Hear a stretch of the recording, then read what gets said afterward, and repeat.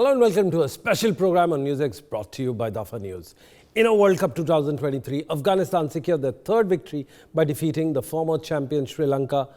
Afghanistan now has 6 points from 6 matches and is in the semi-finals race. Yes, Afghanistan is in the semi-finals race. Who would have thought that?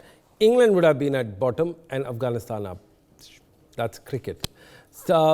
6 matches and is in the semi-final race, while Sri Lanka has only 4 points in 6 matches. Afghanistan won the toss, bowled first and restricted Sri Lanka to 241 runs. Afghanistan chased the target with 3 wickets in hand. Key players included Azmatullah Omarzai, Rahmat Shah, Hasmatullah Shahidi and Ibrahim Zardan. Fazal Farooqi took 4 wickets and Mujibur Rahman took 2 wickets. However, in today's 31st match, Bangladesh and Pakistan face off at Eden Gardens. Yes, the arch rivals at Eden Gardens. Both teams have struggled in the tournament, making it an important match. Pakistan has won 2 matches and Bangladesh has won in their World Cup history. However, we will not dwell too much on what is written, but we will go straight to our guest, the high-profile Dronacharya awardee, Mr. Rajkumar Sharma. Also joining us is Tasneem Granger in the studio. First to Mr. Rajkumar Sharma. Sir, what we've discussed about it off camera, but can you sum up how Afghanistan really clinically demolished yesterday's opponent?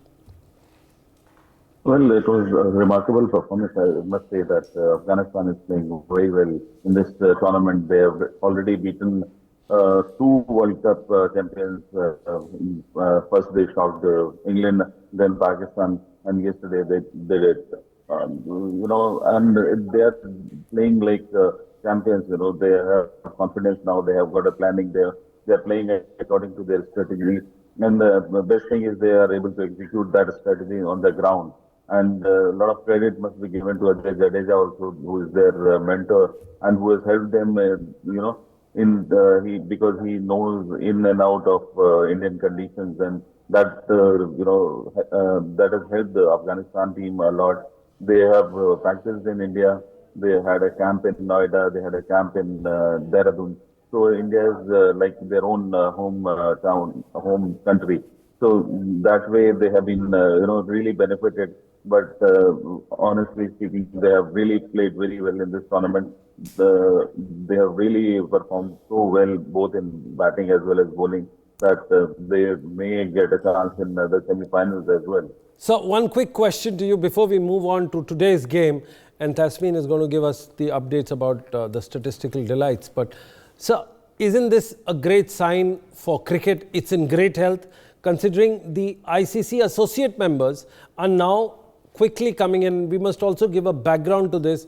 South Africa could not qualify in the initial stages. They almost barely made it to the thinnest of the margin, if I would take out Ian Smith's line, with the thinnest of margin, because Ireland or Scotland just moved out and lost that one day. So you want to talk about the health of cricket in general with these ICC associate members coming in and doing really well at this platform? Yeah, definitely. ICC is doing a lot for associate members, and these countries have done so well. You look at other countries also, like Ireland, Scotland. They have been consistently performing well, and in coming time, it will be a sport where it will be played in more countries. And as it has been included in the Olympics also, Sunil. That's so right. I think more and more countries will be interested to play cricket. As it is, we have seen US contributing a lot, and spending a lot of money, investing a lot in cricket. So I think it will be a global affair in coming days, and that is good for cricket. Absolutely good for cricket. Tasneem, what do we have today? Pakistan versus Bangladesh. Let's talk about the stats. So the teams have actually played each other on 35 encounters before this. Pakistan on the winning end, winning 33 matches as opposed to just 5 by Bangladesh. So I think Bangladesh today, they'll be trying to look to dig a bit deeper today and try and get things done for themselves. We've seen a lot of upsets. We've seen a lot of actually things going on in this tournament so far, and guys just changing things up. So I'm going to go today and say that Bangladesh comes out firing on all gears, they can do something today, because at Eden Gardens, 32 matches have been played. Of those 32, teams won batting first has been 19 matches. Teams won their matches bowling first has been 12. So this basically tells you, regardless of what happens during the toss, it's just going to go down to whichever team applies themselves better today. Well, absolutely. Thank you, Tasmeen. Today we are here to talk about how Eden Gardens, yes, we want to stay here on this, how the pitch is going to play right now. We have Eden Gardens, 32 matches played, batting track, teams winning, bowling first is 12. Now, I'm going to come on to Mr. Rajkumar Sharma and ask him, sir, how is the pitch going to play according to you? Yes, Tasmeen, come here. Yeah. Sir, Mr. Rajkumar The wicket Sharma. has changed. Sunil, wicket has changed now. Earlier, the Eden Garden wicket was a plastic batting wicket. But lately, if you see, it is a green top wicket and which has got a lot of bounce on it. And it really helps the fast bowlers. Unfortunately for Pakistan, they have got good fast bowling in comparison to Bangladesh. So they stand a good chance, to do well, and if they get early wickets, so that would be a big advantage for Pakistan, because the wicket is going to help new ball, and it will seam and bounce as well. All right, I think that's a very valid point. Let's go on to your thoughts on the pitch itself, because you've got stats here. You've got to talk about what exactly it looks like. The highest team total is 404, as Mr. Sharma actually mentioned. So, Tasmeen, what do you have to talk about the pitch? Yeah, I think that doesn't say much for the average of the first innings score being 235, because we've seen teams that come out here and actually look to play the aggressors from the start of the game, pick up the line and length early, pick up the behavioral temperament of the pitch, as well as it doesn't change much as the day goes on as well. Maybe a bit of reduction in pace of the ball coming off the deck, but not so much as well at the end of the day as it goes on. Well, we are hoping to see another 404. Well, Mr. Sharma has a different theory that 404 or crossing 400 is not your usual stuff. But we did on that particular day reach out to 399. Let's move on to the next slide that we have here and talk about the batting, the bowling of the teams here. Now, when you look at head-to-head, we've seen that head-to-head doesn't matter. In today's context, it's a very close game in terms of the ability, agility, the morale, the skill. Sir, we all remember the 1999 Wasim Akram team led in UK. So what are your memories of the match which Bangladesh completely turned it? Well, everybody remembers that game, and that could happen here also. Sunil, Bangladesh is a good team. They have not performed to their potential as yet, and they would be raring to go. They would be playing for their pride. Well, rather, both the teams have to play for their pride, because both the teams were highly talented teams, but they have not performed as was expected from them, especially Pakistan.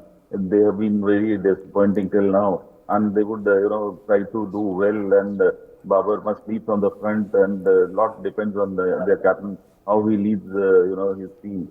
Well, so it is going to be a tough match, because both are arch rivals. They, being neighbors, they are arch rivals, and there would be a lot of fans, from both the sides. So it is going to be a crucial match for both the teams. Absolutely, it's going to be crucial here. So, Tasmeen, you want to take us through what exactly it looks like? So definitely in past ODI World Cups, these teams have met each other on 5 occasions. Bangladesh, for me, here loving the fact that they are leading it 3-2 as opposed to Pakistan sitting behind them by 1 win. So today, definitely, Bangladesh will be looking to cause a bit of a problem for Pakistan and actually secure themselves, push themselves higher up onto the table, looking for that spot in the Champions Trophy that's been hosted by Pakistan in 2025. All right, let's move on to the next slide and look at where do we stand in terms of the ODI records. 38 matches. Pakistan has won 33, Bangladesh 5, of course inconsequential, but again we've seen in the World Cup when you play and bat, it doesn't matter what your head-to-head is in the historical perspective. Let's go on to the next slide. 38 matches. They seem to have a quick record of it. Now, this is important. Pakistan in ODI World Cups, you've got 86 matches, 0 tied, 47 won, 2 no results. They've lost 36, abandoned 1. But at the same time, this is a side which has got great talent but is depleting in their confidence. You've got to talk about the off-field performance. Yeah, definitely. I think quite a few of these losses might have actually come from this tournament. They currently have lost 4 matches in a row. That's something to take into consideration as well, because their form is just wavering this tournament. Last night, the head of selection committee, Mr. Inzamamul Haq, he resigned as well, taking the moral responsibility. Their contracts are into problem. The former greats are getting on to them. As you see, this seems to be like a house divided. It's about to fall, crash anytime. If we go on to the next slide, we'll get to know exactly how the batters, bowlers and how the teams have performed. Let's look at Bangladesh. They played 46 matches, they've won 15, there have been no results, they've lost 30. But again, you must realize that this team is with full of gutso and full of enthusiasm. Your views? Quickly. Yeah, definitely. I think this team has actually come a really, really long way compared to where they've been over the past couple of years. May not show right now in their current World Cup performance, but I do believe that they're the type of team that when it counts, they definitely can step up to the plate and show what they've got. Absolutely. Let's move on to the next quickly and get Mr. Rajkumar Sharma on to the consequential. Yes, next. Now, this is what the matchup is all about. Mr. Rajkumar Sharma, if you can see this matchup, Liton Das is one of the successful batters here. Just take us through what matchups mean, and then we will get into the statistics. Matchup means that all the number of balls that a batter has played according to the different genres of the ball, of the different kind of this thing. So, Mr. Rajkumar Sharma, we can see you right now on the big wall. Just explain us the concept of matchups here, sir. Well, Sunil, right now I can't see this, slide because I'm not watching the TV right now. So, it is important that, what you have said about Liton Das, he is going to be the main player for Bangladesh because he is doing well for them and he is highly rated also. So I think Bangladesh should be relying on him and on his experience as well as his ability to do well. And I think he's got a very good record in the past. So I think if he keeps on performing like this with good strike rate, that can really help Bangladesh. So basically, our viewers want to understand what matchups in the dressing room means, because we've heard commentators talk about it. Everybody, this has become a buzzword, but nobody can explain it to that level.